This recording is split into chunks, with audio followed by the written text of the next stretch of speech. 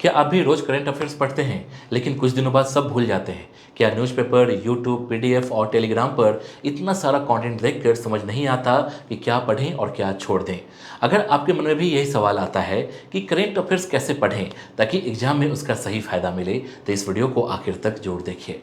Hello friends, मैं हूं सुदर्शन प्रकाश और आप देख रहे हैं यूट्यूब चैनल गुरु चकाचक। दोस्तों, कॉम्पिटेटिव एग्जाम की तैयारी करने वाले लगभग हर स्टूडेंट के लिए करंट अफेयर्स सबसे इंपॉर्टेंट सब्जेक्ट बन चुका है। चाहे आप UPSC, BPSC, SSC, banking, railway, defence, state PCSC या किसी दूसरे कॉम्पिटेटिव एग्जाम की तैयारी कर रहे हैं, तो लगभग हर एग्जाम में करंट अफेयर्स से सवाल पूछे जाते हैं। लेकिन सबसे बड़ी परेशानी यह होती है कि आखिर इसे पढ़ा कैसे जाए ताकि याद भी रहे और एग्जाम में सही आंसर भी दे सके। आज के इस वीडियो में हम बिल्कुल आसान भाषा में समझेंगे कि करंट अफेयर्स पढ़ने का सही तरीका क्या है, किन सोर्सेज से पढ़ना चाहिए, कितना समय देना चाहिए और किन गलतियों से बचना चाहिए। सबसे पहले यह समझ लीजिए कि करंट अफेयर्स का मतलब सिर्फ न्यूज पढ़ लेना नहीं होता। हर न्यूज एग्जाम के लिए इंपॉर्टेंट नहीं होती। एग्जाम में वही चीज़ पूछी जाती है जिसका national, international, economy, scientific, environmental, sports या गवर्नमेंट पॉलिसी से संबंध हो।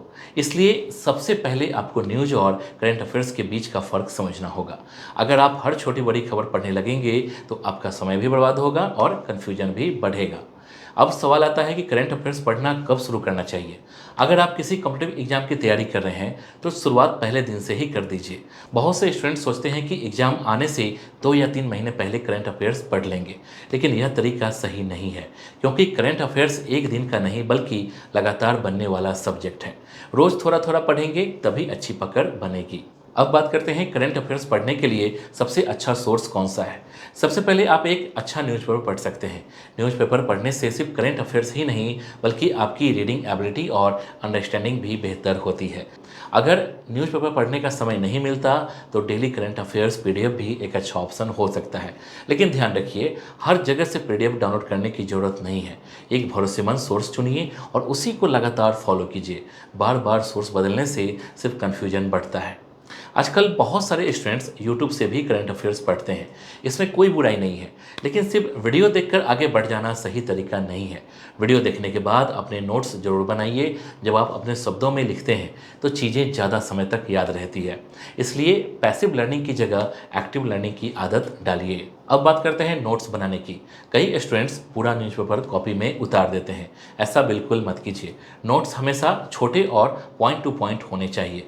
उदाहरण के लिए, अगर कोई नई गवर्नमेंट स्कीम आई है तो उसका नाम, उद्देश्य, किस मिनिस्ट्री ने शुरू की, किसके लिए है और उसका मुख्य बातें लिख लीजिए। इससे रिवीजन करना बहुत आसान हो जाएगा। दोस्तों, करंट अफेयर्स पढ़ते समय एक और जरूरी बात है बैकग्राउंड समझना। सिर्फ यह याद मत कीजिए कि कोई इवेंट कब हुआ, बल्कि यह भी समझिए कि वह क्यों इम्पोर्टेंट है। मान लीजिए किसी देश में कोई बड़ा समझौता हुआ है, तो यह भी जानिए कि उसका इंडिया पर क्या असर पड़ सकता है। जब कंसेप्ट समझ में आता है तो सवाल थोड़ा अलग तरीके से भी पूछा जाए तब भी आप आंसर दे सकते हैं। अब बात करते हैं रिवीजन की, क्योंकि बिना रिवीजन के करंट अफेयर्स याद रखना लगभग मुश्किल है। कोशिश कीजिए कि हर दिन पढ़ी हुई चीज़ों को रात में 5 से 10 मिनट जोड़ देखिए। फिर हफ्ते में एक दिन पूरे वीक का रिवीजन कीजिए और महीने के अंत में पूरे मंथ का रिवीजन जरूर करिए। यही तरीका लंबे समय तक चीज़ों को याद रखने में सबसे ज़्यादा हेल्प करता है। इसके बाद आता है प्रैक्टिस का नंबर। सिर्फ पढ़ने से काम नहीं चलेगा। रोज या हर 2-3 दिन पर करंट अफेयर्स क्विज जरूर लगाइए। इससे आपको पता चलता रहेगा कि कौन से टॉपिक मजबूत है और किन पर अभी काम करने की ज़रूरत है। जब आप बार बार क्वेश्चन सॉल्व करते हैं तो एग्जाम में स्पीड और एक्यूरेसी दोनों बेहतर होती है। अब एक बहुत कॉमन सवाल, करंट अफेयर्स कितने महीने का पढ़ना चाहिए?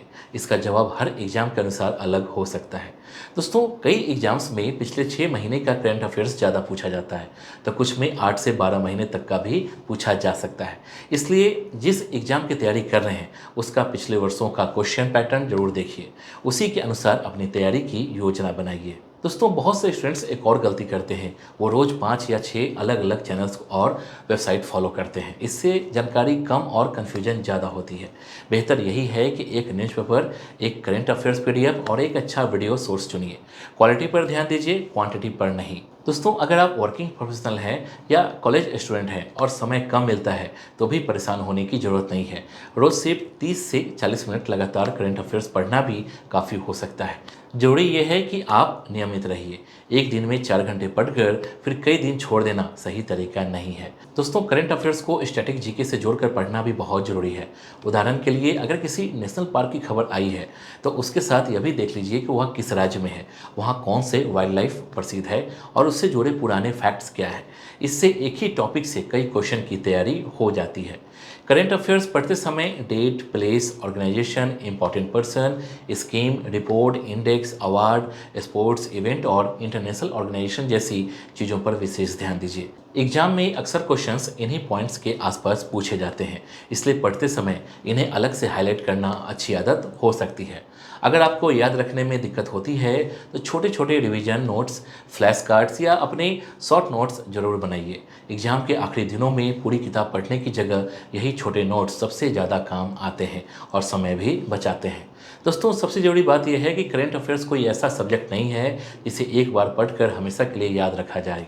इसे रोज़ पढ़ना, समझना, लिखना, दोहराना और प्रैक्टिस करना पड़ता है। अगर आप रोज़ थोड़ा समय देकर सही स्ट्रेटजी के साथ तैयारी करेंगे तो करंट अफेयर्स आपकी कमजोरी नहीं बल्कि आपकी सबसे बड़ी ताकत बन सकता है।